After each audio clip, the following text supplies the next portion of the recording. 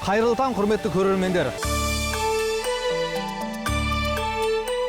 Жалпы ұзындығы 452 метр, 88 қабаттан тұрады.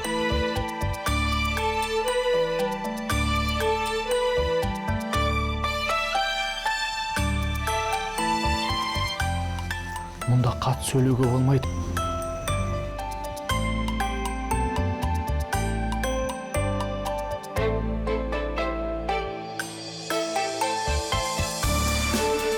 Қасымызда отыр, сескенбейді, шошымайды, үркімейді, айналайын.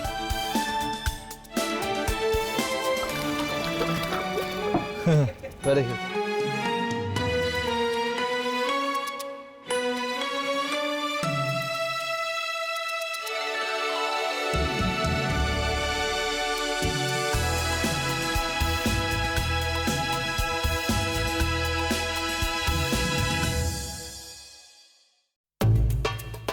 Қайырлы таң, құрметті көрермендер.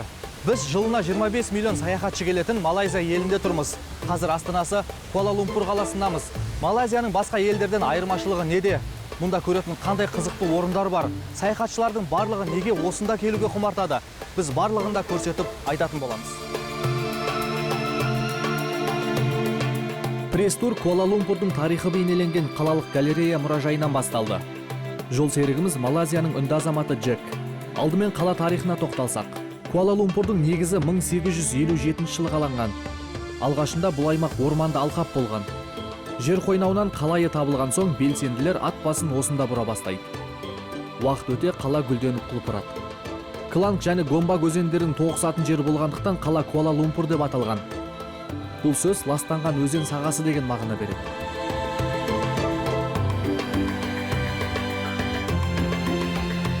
Куала-Лумпурда 3 бірдей ұлт тамыр жайған. 2010 жылдың санағы бойынша мұндағылардың 45% малайлықтар, 44% қытайлар, 11% үндістер. Барлығы тату-тату өмір сүріп келеді. Қалада туризм саласы өте жақсы дамыған. Көшелерінде мен мұндалаған түрлі сауда орталықтарымен қоса қонақ үйлер көп. Айта кетейік, бір жылда Куала-Лумпурға 9 миллиондай саяхатшы келеді. Біз сапар барысында Малайзия туризмін дамытуға арналған арнайы жиынға да қатыстық. Барлық мекеме саяхатшыларға көрсететін қызметтер мен аралайтын орындар таныстырды. Жақын күндері қалада екінші халықаралық әуежай ашылмақ. Жер үсті метросынан бөлек жер асты метросының да құрылысы басталып кетті. Жоспар бойынша 2020 жылы әлемнің түкпір-түкпірінен Малайзияға 36 миллион саяхатшы келу керек. Кіріс 52,7 миллиард ақш доллары болады деп күтілуде. Ел қазынасы қонақ үйлерден соң сауда орталықтарындағы кірістен де көбейеді. Келген саяхатшылар түрлі дүниелер сатып алғанды жақсы көреді. 2012 жылы табыстың 38% сол шопингтан болған. Қазір Куала-Лумпур әлемнің ең жақсы шопинг қаласының үздік 4-тігінде.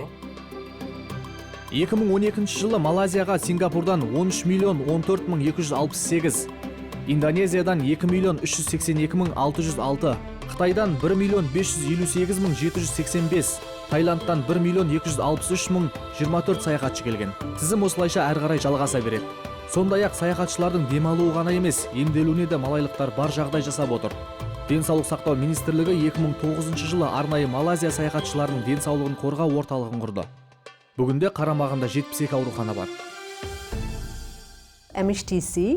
Емделуге келсеңіз, сізді әуежайдан күтіп алып, бар жағдайды жасаймыз. Барлық құралдар су жаңа. Ауруханада емес, қонақ үйде демалып жатқандай күйде боласыз. Жеке бөлме бар. Ракпен ауырғандарды да емдеп жатырмыз. Егер ағылшын тілін білмесеңіз, арнайы аудармашы да береміз.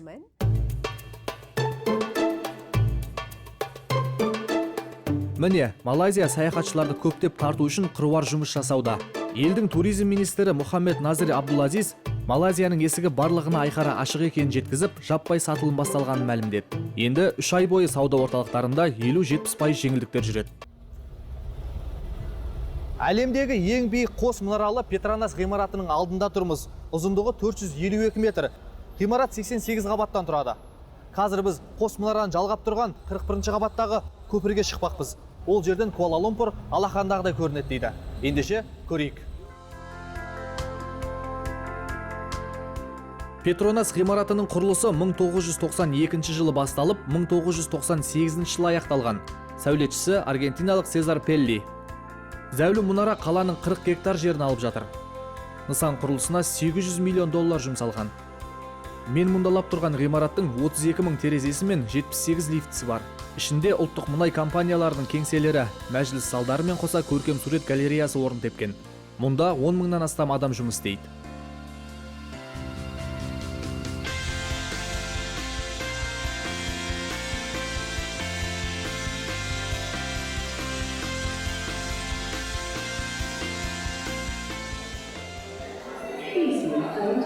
Мұнараға көтерілмесі алдымен қауіпсіздік шаралары түсіндіріледі екен. Сондай-ақ айта кету керек, бір сағатта тек 40 қана адам ғана ішіне кіруіне мүмкіндік алады.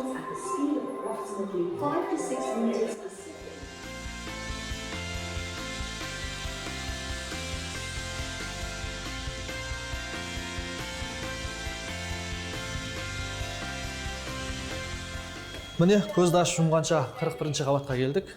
Енді Малайзияны биіктен көруге дайынбыз. Хай.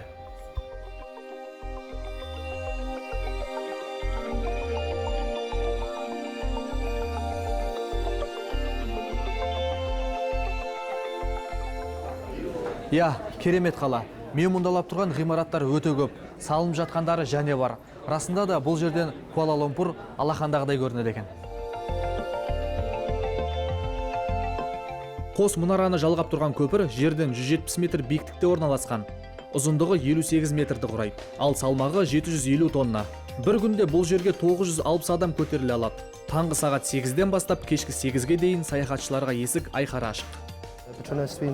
Петронасқа әлемнің түкпір-түкпірден саяхатшылар өте көп келеді. Билеттерді сайттан онлайн режимде де сатып алуға болады. Шетелдіктер үшін 80, балалар үшін 30 рингит төлесеңіз болғаны. Сондай-ақ белгілі режиссерлар бұл ғимаратта бірнеше кинода түсіріп үлгерді. Петронас біздің мақтанышымыз.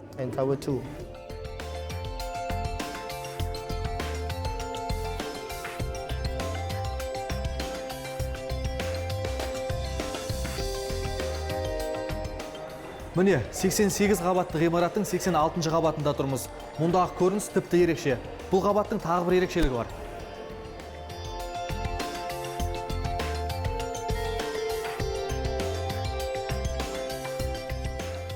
Мынандай сатып алған билетті экранға ұстасаңыздар, қолыңызда мынандай көрініс пайда болады.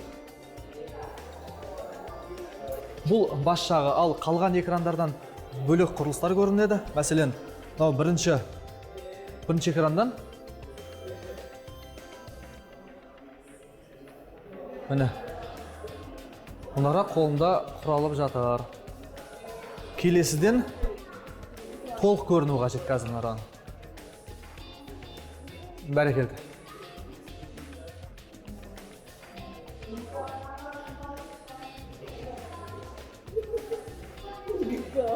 Міне, алақанында тұр. Экранда пайда болатын бұл графикалық кескіннің ерекшелігі қасынан ғимарат туралы қосымша мәлімет шығады. Келушілердің таным көкжиегінің артуына бұл да бір оңтайлы жол.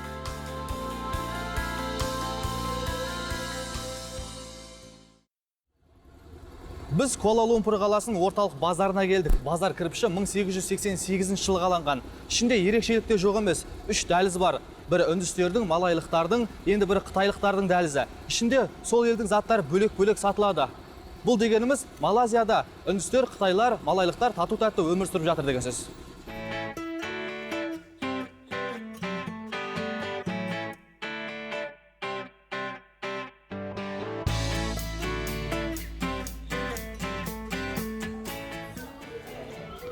Бірінші дәлізде Little India деген жазу тұр. Ол дегеніміз кішкентай Үндістан деген сөз.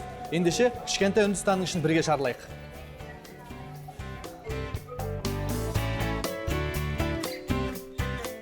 Бұл жерде тек үндістер ғана саудамен айналысады. Ал сатып алушылар түрлі ұлт өкілдері. Айта кету керек, бүгінде сауда орталық бейбітшілік пен бірліктің мекеніне айналып отыр. Бұлай дейтінімізге себеп Малайзияда тұратын барлық ұлттар осында келіп ұлттық кәдесый алады. Біз де бірнеше дүңгіршекке кіріп, көз жауын алатын түрлі әшекей бұйымдарды көрдік. Саудагерлердің қонақжайлығы көңіл көншітті. Hi. Hi, how are you? Fine. And you? You're fine. And where you come from? We're from Kazakhstan. Oh, so nice place. Қазақстаннан келдіңіздер ме? Өте қуаныштымыз. Жүріңіздер, ішке кіріңіздер. Менде керемет бұйымдар бар. Міне мынадай көйлекті көріңіз. Ал мына жақта өте сапалы орамал бар. Қыздарға алсаңыз болады. Кашмирдан жасалған. This is from Kashmir. Кашмир? 100% pashmina. Мынау Малайзия ғимараттары бейнеленген кәдесыйлар сіздерге. Сыйлық ретінде қабыл алыңыздар. Hello. Bye, Okay, bye. Bye bye. Thank you, Yes, thank you very much. Yes, goodbye. Bye. Come again. Yes. This. Yes. Thank you very much. Бұл қатардан үнді халқына тиесілі түрлі қызықты дүниелермен таныс болдық. Көңілді халықтың саудасы қызу.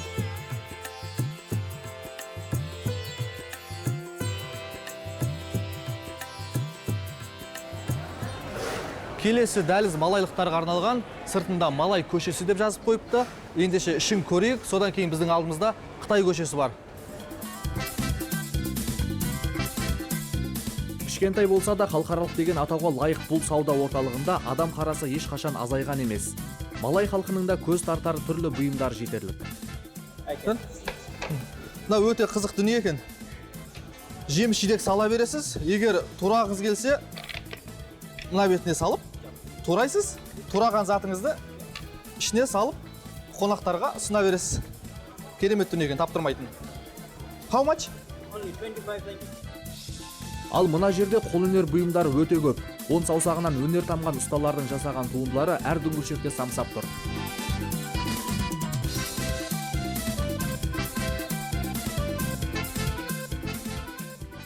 Қытайлардың да дәлізінде сан түрлі кәдесыйлар орын тепкен.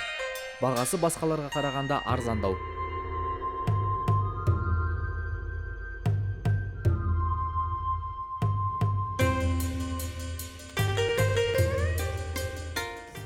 Әшекей бұйымдар менде өте көп. Алқалар, білезіктер, моншақтардың түр-түрі бар. Ал мынау қолыңыздағы бұйым Будда мүсіні. Саяхатшылар естелік үшін осындай сыйлықтарды көп алады. Орталық базарда жылына бірнеше мәрте жәрмеңкелер ұйымдастырылады. Сондай-ақ жаппай сатылымда жиі болады мұнда. Ал сауда жасауға келген халықтың санында шек болмайды.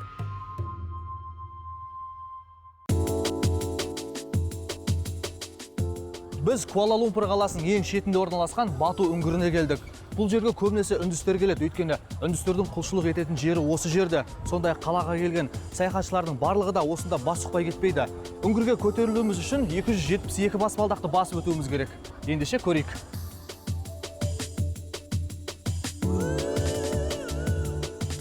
Бату үңгірі Куала-Лумпур қаласынан 10 шақырым қашықтықта орналасқан. Үңгірге қарай көтеріле бергенімізде үндістердің Муруга құдайының мүсіні ерекше назарымызды аударды. 42 метрлік мүсінді тұрғызуға 3 миллион ақш доллары жұмсалған. Сондай-ақ 1,5 мың куб метрге жуық бетон, 250 тонна арматура, 300 литр алтын түстес бояу пайдаланған. Мынандай арнайы жаңғақ сатып алдым. Жол бойында маймылдар өте көп екен. Соларға береміз қазір.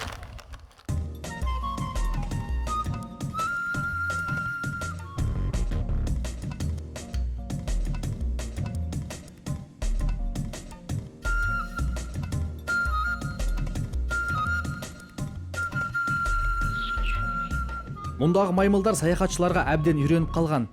Қолыңызда жейтін тағам болса, қасыңыздан айналшықтап кетпей қояды.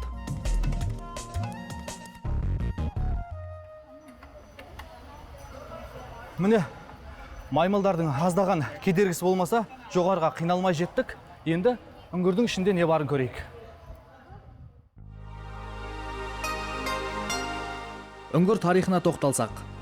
1800 жылы үндістандық саудагер өз сапарында осы керемет жерді көріп, Муруга ғибадатханасына лайық деп табады. Себеп те жоқ емес. Үңгірдің ішінен далаға қарағанда Муруганың қолындағы вил қаруының басындағы жапырақ бейнесі көрінеді. Бұдан бөлек үңгір төбесінде пілдің басына ұқсайтын көрініс бар.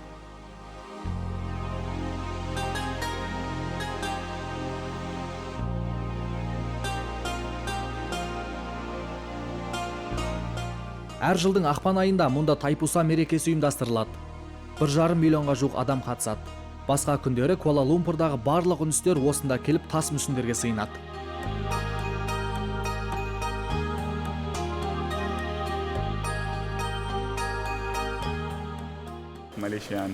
Досым екеуміз Суданнан келдік. Бату үңгірі тарихи жер болғандықтан, ішін арнайы аралауды жөн көрдік. Өзге ұлттың дәстүрімен, ырым-тыйымдарымен таныстым. Жалпы ерекше жер екен. Әсіресе кіреберістегі маймылдардың тіршілігі қызық. Куала-Лумпурдың ең қызық жерінің бірі осы Бату үңгірі дер едім. Бұл жерден өмірімде көрмеген мүсіндерді көрдім. Халық өте көп келеді екен. Ал өзім мұнда тұңғыш рет келіп отырмын. Келер жылы да міндетті түрде қайта келетін боламын.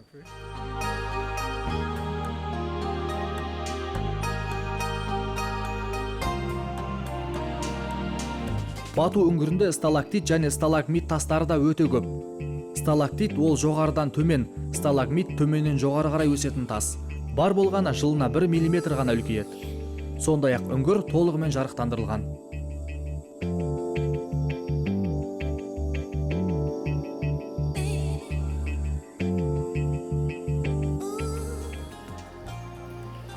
Үндістер үш бірдей құдайға сенеді. Брахма, Кришна, Шива. Бірі жаратушы, екіншісі сақтаушы, үшіншісі қиратушы. Бату үңгірінде 15-ге жуық құдай мүсін бар. Мұнда келуші саяхатшылардың санында да шек жоқ. Егер сіз де Куала-Лумпурға келе қалсаңыз, Бату үңгіріне міндетті түрде бас сұғыңыз. Өйткені сіз көрмеген қызықтар өте көп. Малакка Малайзияның тұңғыш астанасы болған. Бүгінде малайлықтардың тарихи қаласы. Мұнда 800 мыңға жуық тұрғын бар. Айта кетейік, Малайзияға келген саяхатшылардың барлығының бас сұқпай кетпейтін орны да осы жер. Куала-Лумпурдан Малакканың қашықтығы 150 шақырым метр.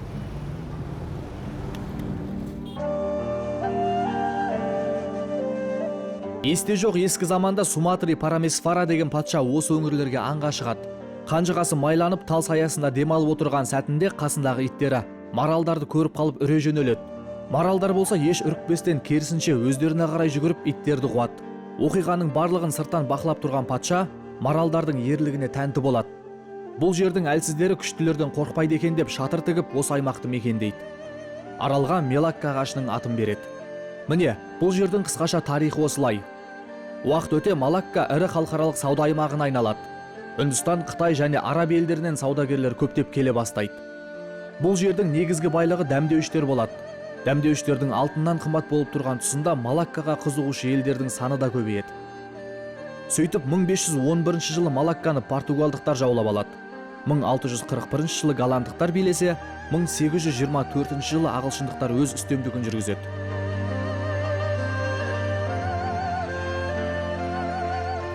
Үш ел билік жүргізген бұл мекен тарихи жәдігерлерге өте бай. Әлі күнге дейін сол заманның ғимараттары саф алтындай сақтаулы. Мәселен, қызыл түсті шіркеу голландықтардың қолымен 18 ғасырда тұрғызылған. Ал шіркеу қасындағы ғимарат сол елдің әкімшілік кеңсесі болған.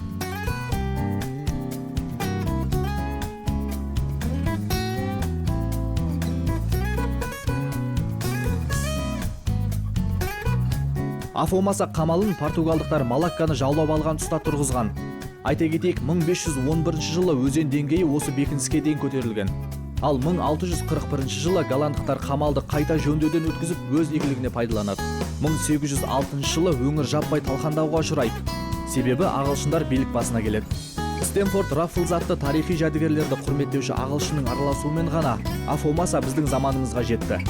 500 жылдан астам тарихы бар қорғанның қысқаша тарихы осындай. Бүгінде сан зұлматтан аман қалған құрылысты көруге келген саяхатшылар санында шек жоқ.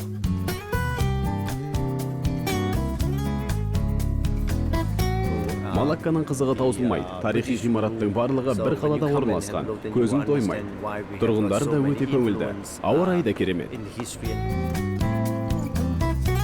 Афомаса қамалының қасындағы қырда 1521 жылы салынған әулие Павел шіркеуі мемондалап тұр.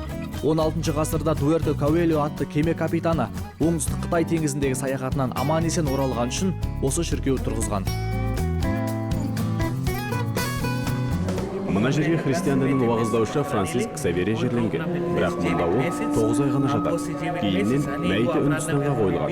Тағы айта кетер жай. Айналамыздағы тас тақталарда осында дүние салған португалдықтардың атақты адамдарының аттары жазулы. Ал 1952 жылы шіркеу алдына Францисктің мүсіні тұрғызылды.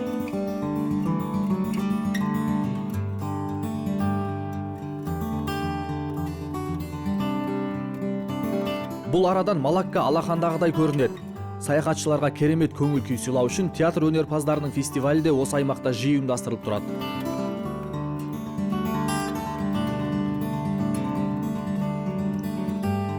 Бұл ерекше қимыл жасап, бізге түсініксіз образдағы актерлар әлемнің түкпір-түкпірінен келген. Бірі биші, енді бірі әнші.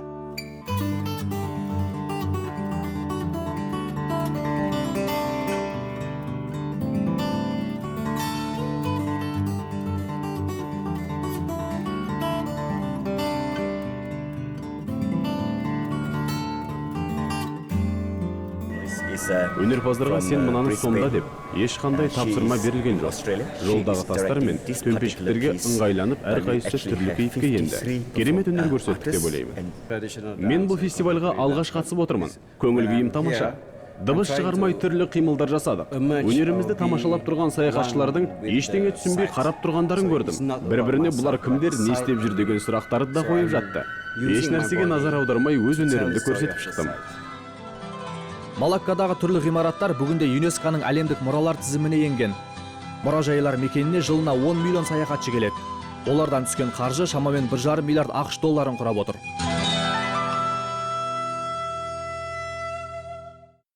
Флор де ла Мар кемесі. Малакканы португалдықтар билеп тұрған тұста сол елдің теңізшілері дәл осындай кемемен жүзген. Өкінішке қарай кеме де, ішіндегі қазыналар да су түбіне кетеді. Уақыт өте шеберлер Флор де ла Марды қайта жасап шығады. Бүгінде бұл кеме Малакканың көркіне көрік қосып тұр.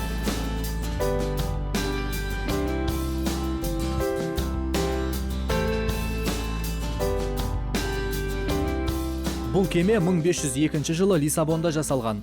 Сол заманның ең мықты кемелерінің бірі болған. Су сыйымдылығы 400 тонна. 1505 жылы Эштевана да Гаммайдың басқаруымен Үндістандағы бірінші португалдық вице-корольді күтіп алуға аттанады.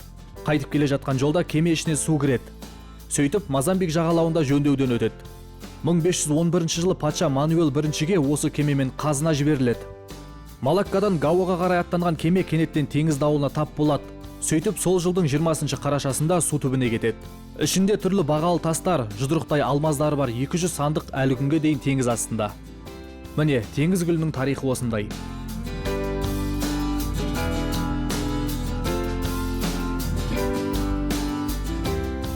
1994 жылы Флор де ла Мардың үлгісі жасалып, мұражай ретінде ашылды. Биіктігі 34, ұзындығы 36, ені 8 метрді құрайды. Мұражайға кеме капитандары мен саудагерлердің қоладан соғылған мүсіндері мен 16 ғасырда пайдаланылған бұйымдары қойылған.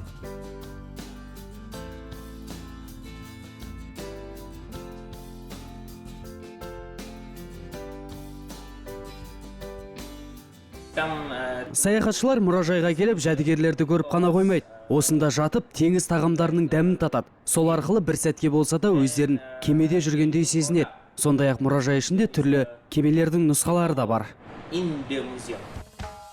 Малакка түні де ерекше. Саяхатшылар кешкі уақытын көңілді өткізетін орындар да жетерлік. Соның бірі Малакка өзені.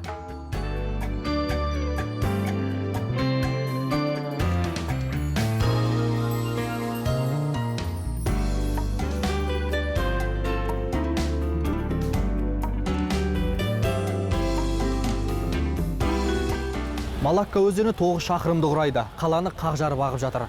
Күн батысымен қала тұрғындарының барлығы да қайыққа мінуді жақсы көреді.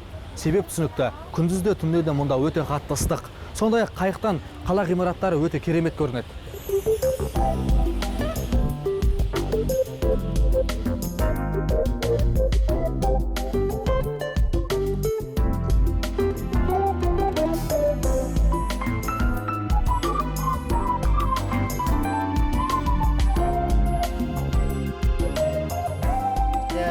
Бұл жер ерекше көңіл күй сыйлайды. Шаршағаның бірден басылады. Ауасы да жанға жайлы. Отбасымен серуендеуге таптырмайтын орын.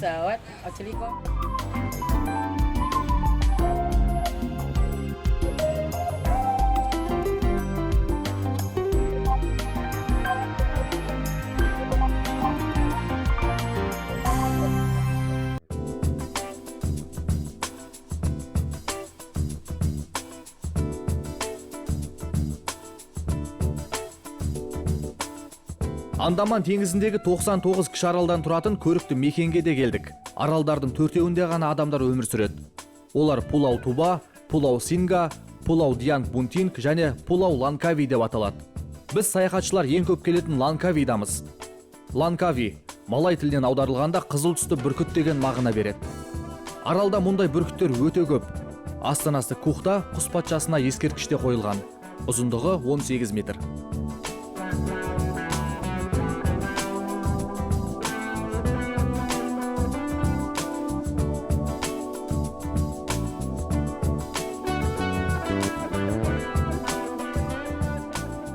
Орталық алаңнан соң біз саяхатшыларға арнап салынған Шығыс ауылына бет түзедік.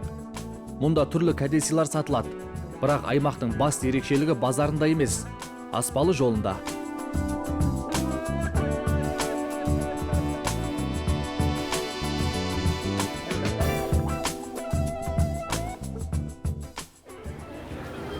Скайкап аспалы жолына билет алдық. Билет 30 рингит тұрады. Сондай-ақ бізге мынандай арнайы жасыл түсті төс белгі берді. Мұны тақсақ бізге ешқандай кедергі болмайды. Ол жердегі бүкіл нәрсені түсіруімізге рұқсат. Скайкаптың ұзындығы 708 метр. Қазір барлығымыз қызықты бірге көреміз. Алдымен мынаны тағып алайық.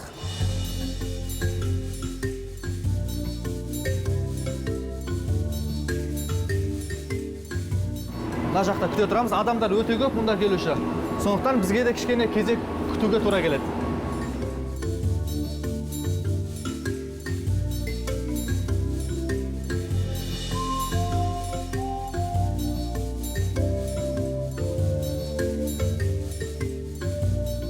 Ланкауи Скайкап 2002 жылы пайдалануға берілді. Әлемдегі ең жылдам жоғарға көтерілуші аспалы жол осы. 1 секундына 5 метр жүреді.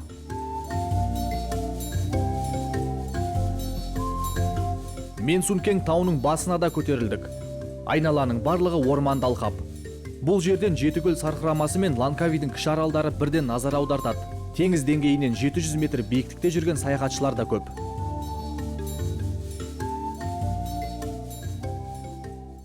Өте керемет орын, маған ерекше ұнады. Әлемнің бірнеше елдерінде болдым, бірақ мынандай тамаша көріністі алғаш рет көріп отырмын. Келер жылы Ланкавиға ата-анамды да алып келу ойымда бар.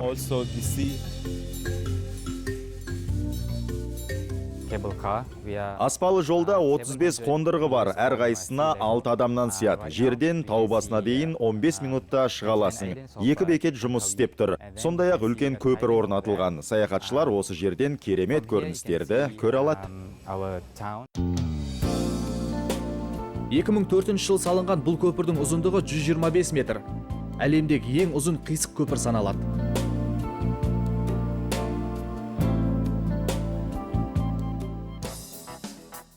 Шығыс ауылының тағы бір ерекшелігі таудан түскен саяхатшылар орман ішінде квадроциклмен жүйткейді. Біз де оған отырып сыңсыған орманды араладық.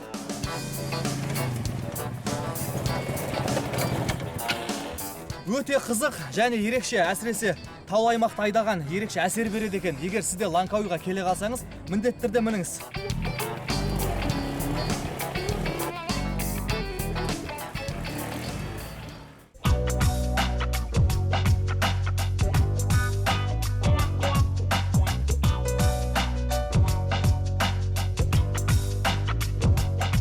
Ланкавидің бір ерекшелігі, мұнда келген саяхатшылар 3 сағат бойы Андаман өзенінде мынандай кемемен жүзе алады. Біздіңше 15 000 теңге берсеңіз жеткілікті. Тамақ та сусында барлығы ішінде. Сондай-ақ бұл жерден күннің батқанда ерекше көрінеді. Бұл жерде уақытыңызды қызықты өткізе аласыз.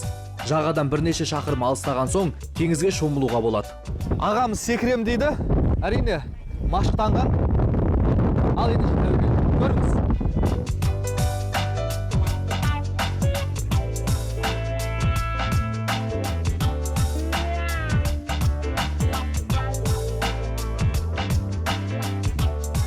Қазір ғана суға сүңгіп, өзінің жүрегінің түгі бар екенін көрсеткен Патхих мырзамен сұхбаттасу жөн көрдік. Су қалай, жылы ма, суық па? Өте керемет, су жып-жылы. Теңізге шомылу денсаулыққа пайдалы. Тағы бір рет сүңгігім келіп тұр.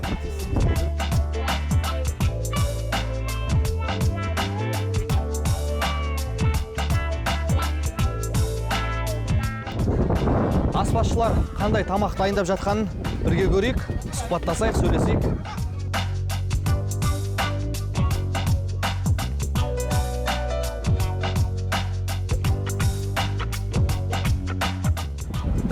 Кәуап, картоп, хот-дог пісірейін деп жатырмын. келіңіз маған көмектесіңіз. Мынаның барлығы тауықтың етінен жасалған.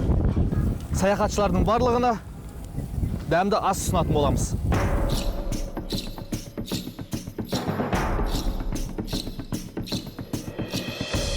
Біздің дайындап жатқан кәуабымыз 5 минуттың ішінде дайын болады. Күйіп кетпес үшін айналдырып тұру керек.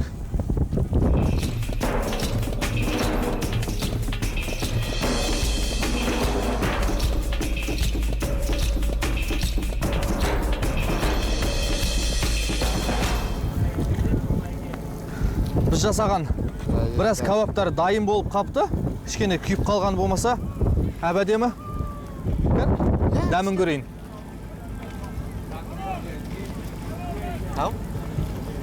Өте тәтті, өте дәмді. Very good, it's good.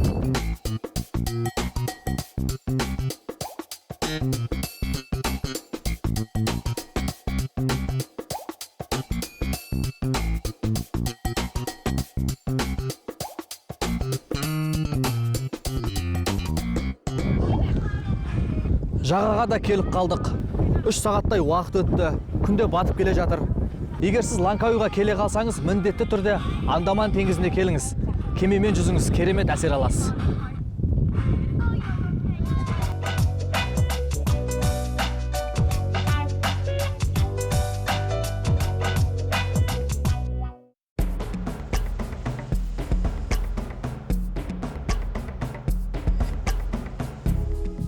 Біз Ланкауидің Танжунру деген жеріне келдік. Танжунру шыршаға ұқсайтын ағаш атауы. Тек осы жерде өсетін болғандықтан бұл жер сол атауға ие болған. Саяхатшылар да мұнда өте көп келеді. Нандай қайықты жалға алу үшін 250 рингбит төлейсіз. Ол біздіңше 25 мың теңге. Осы жерге мінесіз да өзен аралап, мұнда қызықтардың барлығын көруге болады. Бізге сондай мүмкіндік туып тұр екен. Ендеше қызықтарды бірге көрейік.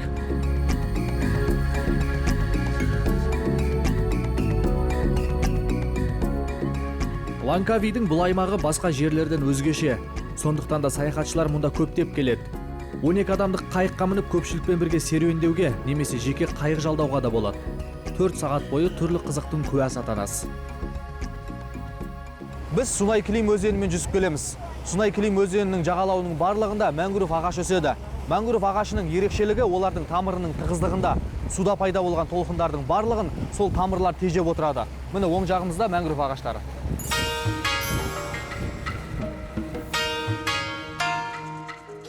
Мангуров оттегін ең көп бөлетін өсімдік. Сондай-ақ тамыры теңіз суындағы тұздарды да жойып отырады. Орман арасында жыландар, түрлі құстар мен маймылдар мекен етеді.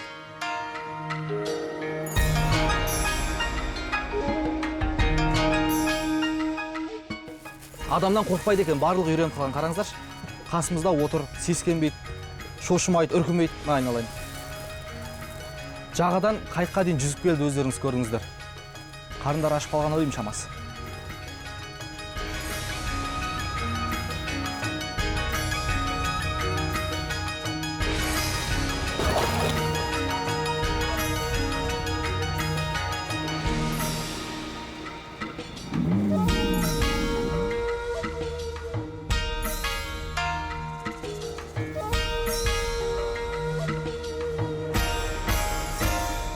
Бұл бүркіттер Ланкауидің символы. Мұндағы тұрғындар арал қорғаушы деп сенеді.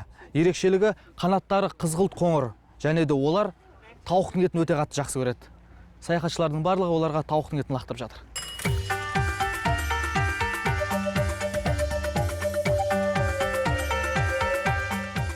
Бұл жердің тамаша табиғатын көру үшін көршілес мемлекеттердің тұрғындары кемемен жүзіп келеді. Оларға арнайы айлақ беріліп, бар жағдай жасалған. Апталап, айлап жүре берулеріне рұқсат етілген.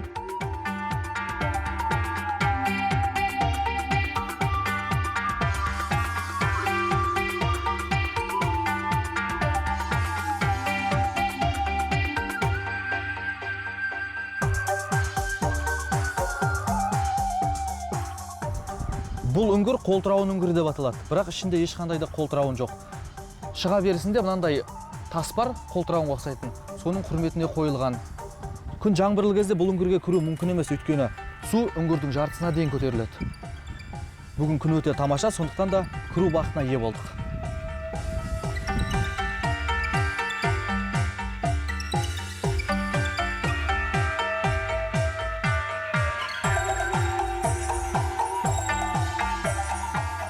тау етегіне келіп тоқтадық. Айналма жол салынған. Мұнда әлемде сирек кездесетін өсімдіктер де өте көп.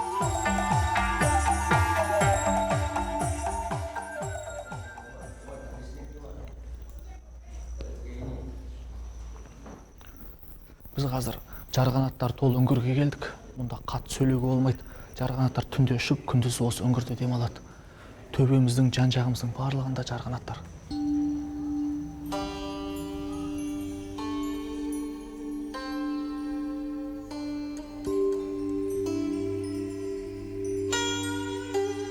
Үңгір ішінде сталактит және сталагмит тастары да бар. Бұл жерді 15 минутта аралап, ары қарай жүзіп кеттік. Келесі аялдаған жеріміз саяхатшыларға арналған балық фермасы. Таңғы сағат 9-дан кешкі 8-ге дейін есік ашық.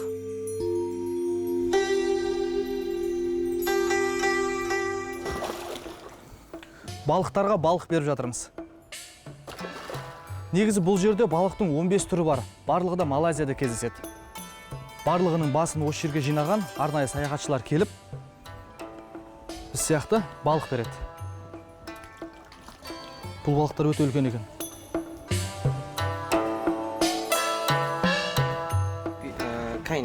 Бізге саяхатшылар көп келеді. Океанариумнан қарағанда осы жер қызық деп жатады. Әрине мұнда ерекше, өйткені балықтарға тамақ бере аласыз. Сондай-ақ бізде арнайы асхана бар, түрлі теңіз тағамдарын ұсынамыз. Ары қарай қайыққа мініп Андаман теңізіне шықтық. Әр жерде Лангкавидің кіші аралдары мемундалап тұр. Кебіске ұқсайтын аралды да көзіміз шалды.